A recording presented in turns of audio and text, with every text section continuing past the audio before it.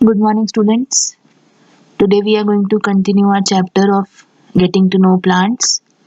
आज जो हम टॉपिक पढ़ने वाले हैं वो एक बहुत इम्पोर्टेंट स्ट्रक्चर के बारे में है जिसका नाम है leaf. So let's begin.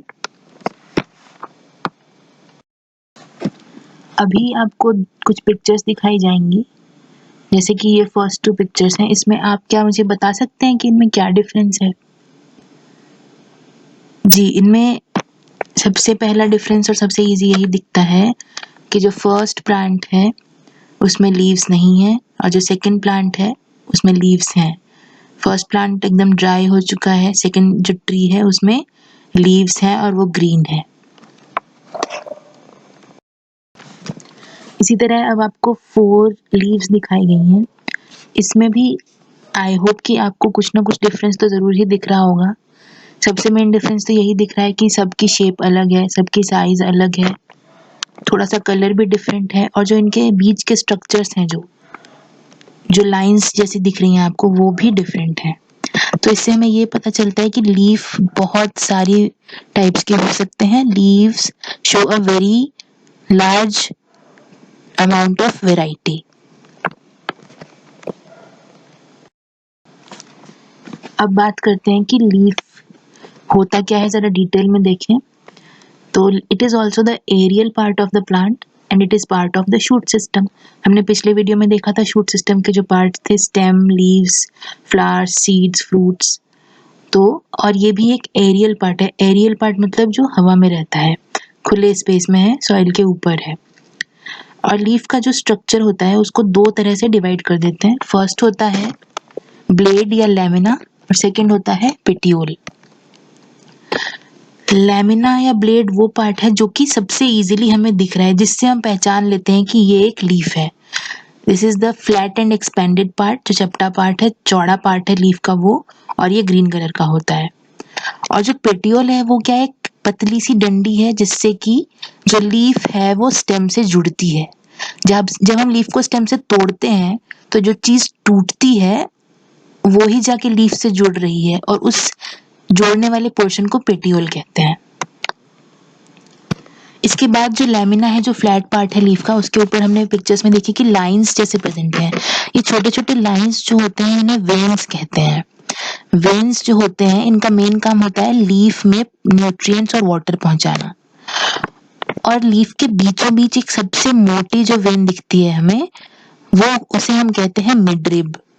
Midrib जो है ये मेन स्ट्रक्चर है जो कि पहुंचा रहा है वाटर और न्यूट्रिएंट्स लीव्स तक. और जब हम वेन्स की बात करते हैं तो जैसे कि पिक्चर में आपने देखा कि कुछ जो है बड़े ही अलग अलग डायरेक्शन में जा रहे हैं, लेकिन कुछ जो है वो एक ही डायरेक्शन में वेन्स जो है बनी हुई हैं. तो इस हिसाब से हम इस चीज को कहते हैं, इस डिजाइन को कहते हैं लीफ वेनेशन.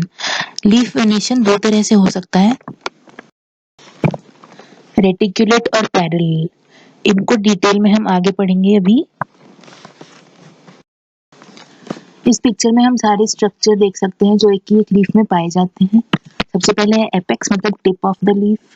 फिर अलग अलग पार्ट है, मिडरिब है, वेन्स है. ये सारे मिल के जो ग्रीन पोर्शन पूरा फ्लैट वाला है वो बना रहे हैं ब्लेड या फिर लैमिना. और ये जो नीचे लंबा सा स्टॉक जैसा है, डंडी जैसा है, उसे हम कह रहे हैं पेटियोल. इससे ये जुड़ता है स्टेम से, जो लीफ है. सो इसमें इंपॉर्टेंट टर्म्स को डिफाइन कर दिया गया है आपके लिए. Petiole is the narrow stalk of leaf by which it is attached to the stem. Lamina की बात कर ही ली, जो ब्रॉड फ्लैटेंड पार्ट है वो. एक टर्म होता है फिलोटैक्सी. फिलो मतलब लीफ और टैक्सी मतलब अरेंजमेंट. जब हम किसी प्लांट को ध्यान से देखते हैं तो उस पर लीफ जो है अलग अलग तरह से जुड़े होते हैं. वो जुड़ने के बाद एक अलग अलग तरह के डिजाइन्स बनाते हैं, तो इसे हम कहते हैं फिलोटैक्सी. इसके बारे में हम आगे की क्लासेस में पढ़ेंगे. अब बारी आती है लीफ वेनेशन की बात करने की. वेनेशन मतलब लीफ के वेन्स का अरेंजमेंट. ये 2 तरह से होते हैं, रेटिकुलेट और पैरेलल. रेटिकुलेट का मतलब है कि वेन्स मेक अ नेटवर्क और मेश डिजाइन. मेश मतलब जालीदार डिजाइन या फिर इधर उधर फैला हुआ, इसमें कोई एक पर्टिकुलर स्ट्रक्चर फॉलो नहीं हो रहा है, ये अलग अलग डायरेक्शंस में जा रही हैं वेन्स। दूसरा जो है, अच्छा इसके एग्जाम्पल हो जाते हैं मैंगो एंड हिबिस्कस। और जनरली रेटिकुलेट वेनेशन उन प्लांट्स में पाया जाता है जिनके रूट्स जो है वो टैप रूट की तरह के होते हैं। दूसरा होता है पैरेलल वेनेशन। पैरेलल मतलब एक दूसरे के साइड बाय साइड चलने वाला, कभी भी एक दूसरे से क्रॉस नहीं करने वाला, ये आपस में नेट जैसा कोई डिजाइन नहीं बनाएंगे। लीफ के बेस से लेके लीफ के टॉप तक ये सीधे चलते चले जाएंगे, ये जो वेन्स हैं।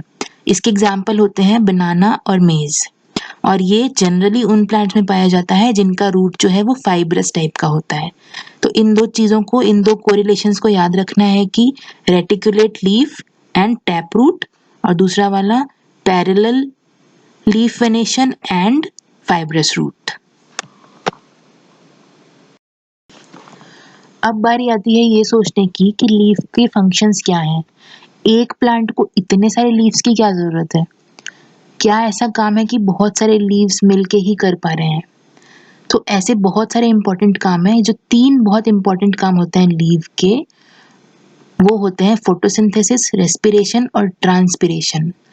फोटोसिंथेसिस का मतलब फोटो मतलब लाइट की प्रेजेंस में, सिंथेसिस मतलब कुछ बनाना, और वो जो कुछ बनता है वो उसे कहते हैं खाना बनाना या फिर formation of food, synthesis of food. और वो फूड जो होता है वो स्टार्च की फॉर्म में होता है। सो फोटोसिंथेसिस में क्या हो रहा है कि लीव्स कर रही हैं photosynthesis. So leaves are the food factories of plants. Factory क्या होती है? जहाँ पे बहुत बड़ी क्वांटिटी में किसी चीज का प्रोडक्शन होता है। तो लीव्स की जो फैक्ट्री है वहां पे बहुत बड़ी क्वांटिटी में फूड का प्रोडक्शन हो रहा है। नेक्स्ट है रेस्पिरेशन। रेस्पिरेशन प्लांट्स भी करते हैं, एनिमल्स भी करते हैं। रेस्पिरेशन का मतलब होता है सांस लेना जनरल टर्म में, बट एक्चुअली इसमें ये होता है कि जो गैस हमें या प्लांट्स के यूज की नहीं है वो प्लांट की बॉडी से बाहर जाता है, और जो गैस प्लांट के लिए यूजफुल है वो प्लांट्स अपनी बॉडी के अंदर लेती हैं। So respiration is a type of gaseous exchange. ये होता किसकी हेल्प से है? ये होता है स्टोमेटा की हेल्प से। स्टोमेटा जो है छोटे पोर की तरह के स्ट्रक्चर होते हैं लीफ पे, और उन्हीं के थ्रू जो है, पोर मतलब छेद की तरह, और उन्हीं के थ्रू लीव्स जो है गैसेस को बाहर या अंदर ले पाती हैं। थर्ड जो प्रोसेस है वो है ट्रांसपिरेशन। ट्रांसपिरेशन में गैसेस का कोई रोल नहीं है, या ट्रांसपिरेशन में मेन रोल है सिर्फ और सिर्फ वाटर का। इसमें क्या होता है, प्लांट कभी कभी रूट्स के थ्रू एक्सेस वाटर ले लेता है। एक्सेस मतलब जरूरत से ज्यादा वाटर। तो उस वाटर को प्लांट की बॉडी से बाहर निकलना होता है, और वो जो बाहर निकलता है बॉडी से वो भी निकलता है स्टोमेटा के थ्रू ही। तो एक्सेस वाटर का प्लांट की बॉडी से बाहर निकलना ही ट्रांसपिरेशन कहलाता है।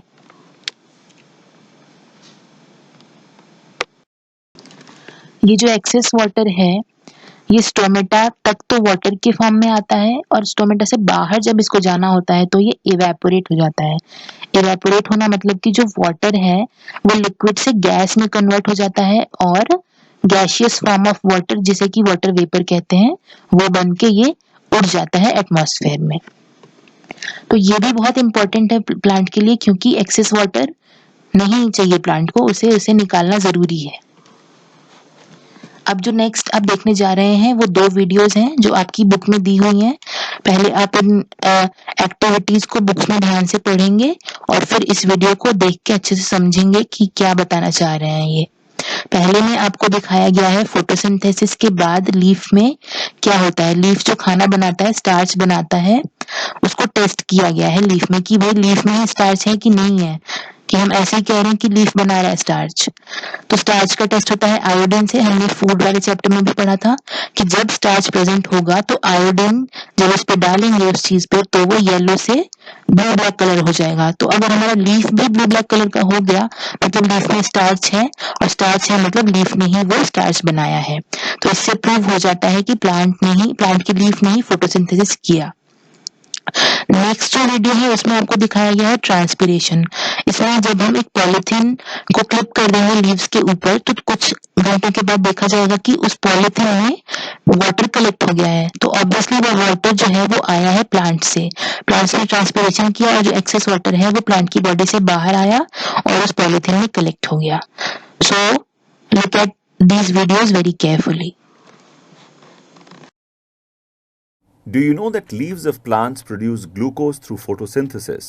The excess glucose is then converted into starch, which is the reserved food material in plants. Let us do a small experiment to test the presence of starch in leaves. We need a leaf, boiling water, alcohol, iodine solution, test tube, spirit lamp.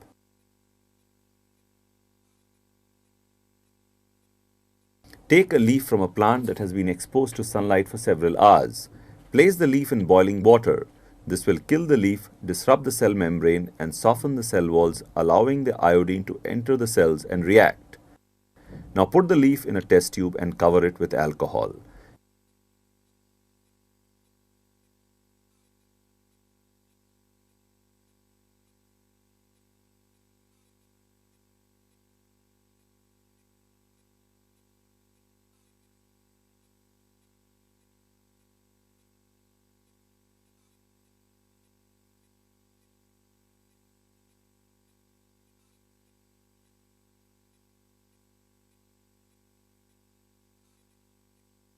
Keep the test tube in the boiling water. The chlorophyll slowly dissolves into the alcohol. Note that alcohol turns green.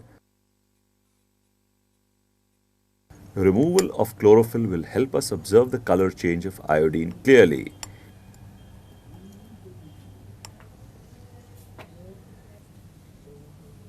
Place the bleached leaf in a petri dish. Pour iodine solution over it.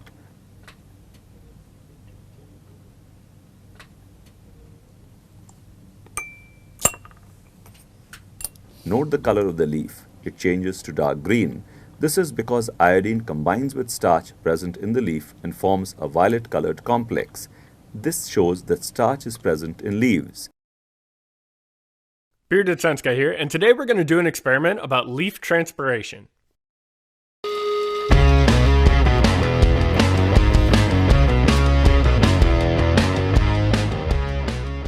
To start with, you'll need to find a tree that has some low-hanging leaves.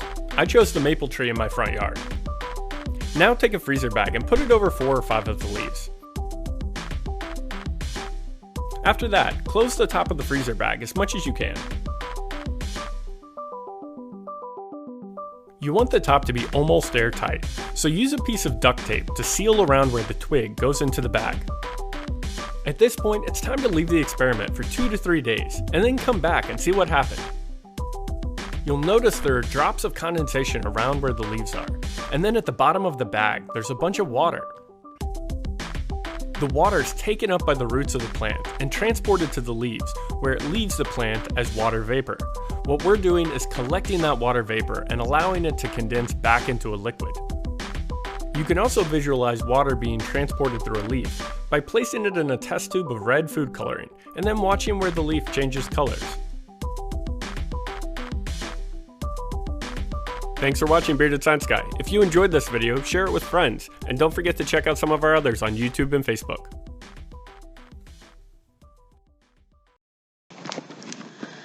Okay students, तो हमने बहुत सारे modification के बारे में पढ़ लिया है, जैसे कि modification in roots and modification in shoots. अब बात आती है लीफ मॉडिफिकेशंस की। प्लांट का हर पार्ट ऐसा है जो कि अगर उसका काम नहीं हो पा रहा है, उससे काम नहीं हो पा रहा है ठीक से, तो वो काम कोई और पार्ट प्लांट का करने लग जाता है। तो ऐसे ही लीफ भी कुछ ऐसे स्ट्रक्चर्स बनाता है जो कि प्लांट के लिए जरूरी है, प्लांट के फंक्शन के लिए या प्लांट की ग्रोथ के लिए। सो फर्स्ट मॉडिफिकेशन होता है सपोर्ट के लिए, फॉर सपोर्ट। जैसे कि स्टेम का मॉडिफिकेशन होके टेंड्रिल बनता था, वैसे ही लीफ में भी मॉडिफिकेशन होके टेंड्रिल बनता है। टेंड्रिल जो थे वो छोटे स्ट्रक्चर्स थे, स्प्रिंग जैसे या इलास्टिक जैसे, जिसमें कि वो कॉइल होके किसी चीज को रैप अराउंड कर ले, किसी चीज के रैप अराउंड हो जाते थे और फिर प्लांट जो है वो ग्रो कर सकता था हाइट में। तो लीफ में भी यही हो रहा है। जैसे कि इसे पिक्चर में देखिए, टेंड्रिल ऑफ पी है। इसमें जो अपर टाइनी लीव्स होते हैं प्लांट के, वो मॉडिफाई हो जाते हैं टेंड्रिल में, और ये प्लांट को सपोर्ट करते हैं ग्रोथ में और ऊपर चढ़ने में। एक और एग्जांपल है इसका, ग्लोरी लिली।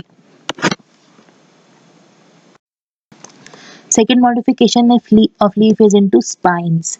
स्पाइन्स का मतलब होता है कांटे। कुछ जो लीव्स हैं वो कांटों में बदल जाते हैं, और ये क्या करते हैं, जब ये कांटों में बदल गए तो ये किसी हार्मफुल एनिमल को प्लांट की लीव्स को या प्लांट के स्टेम को खाने से रोकते हैं, क्योंकि ये चिप जाएंगे उन एनिमल्स को। ये हो गया। दूसरा क्या होता है कि इसमें ये जनरली होता है ड्राई प्लांट्स में, क्योंकि ड्राई प्लांट्स में हमने पढ़ा था स्टेम जो है वो फोटोसिंथेसिस करने लगता है। क्यों? क्योंकि लीव्स जो है वो ट्रांसपिरेशन ज्यादा ना करें, तो इसके लिए लीफ की साइज कम हो जाती है। तो इसी तरह क्या होता है, ये वाले लीव्स भी जब ड्राई कंडीशन में होते हैं तो स्पाइन्स में कन्वर्ट हो जाते हैं, ताकि क्या हो कि जो ट्रांसपिरेशन है वो कम हो। इसके एग्जाम्पल होते हैं aloe vera, prickly poppy and opuntia. Aloe vera और ओपेंशिया डेजर्ट प्लांट्स हैं। और जो थर्ड मॉडिफिकेशन है लीफ का, वो है फॉर कैचिंग इंसेक्ट्स। कुछ लीव्स जो है वो ऐसे स्ट्रक्चर बनाती हैं जिसमें कि इंसेक्ट्स जो है वो आके फंस जाते हैं, और फिर इन इंसेक्ट्स की बॉडी से जो न्यूट्रिएंट्स मिलते हैं वो ये प्लांट्स यूज करते हैं अपने फूड प्रोडक्शन के लिए। सो या तो ये लीव्स ब्लैडर में कन्वर्ट हो जाएंगे, ब्लैडर मतलब एक पाउच की तरह का फॉर्म हो जाएगा प्लांट की लीव्स से, जैसे कि एग्जांपल है ब्लैडर वॉट। और या फिर ये एक पिक्चर में कन्वर्ट हो जाएंगी। पिक्चर मतलब एक तरह का घड़ा टाइप का कह सकते हैं, जिसमें कि जो इंसेक्ट्स हैं वो आके अच्छे से फंस जाते हैं, और जो इस बॉटल की तरह के स्ट्रक्चर में इंसेक्ट्स फंस गए और इनके ऊपर से जो लीफ है वो ढक्कन की तरह बंद हो गया, तो वो इंसेक्ट जो है वो अच्छे से ट्रैप हो जाता है और अब वो कहीं नहीं जा सकता। सो दूसरा एग्जाम्पल हो जाता है ऐसे पिक्चर वाले का, पिक्चर प्लांट्स। जो ब्लैडर वर्ट है उसमें क्या होता है, जो छोटी छोटी लीव्स हैं वो ब्लैडर की तरह के स्ट्रक्चर बनाते हैं और उसमें आके इंसेक्ट्स ट्रैप हो जाते हैं। लेकिन जो पिक्चर प्लांट है उसमें क्या है, एक ही सिंगल लीफ है और उसी ने पूरा पिक्चर वाला स्ट्रक्चर बना दिया है। So these are the examples of modification of leaves.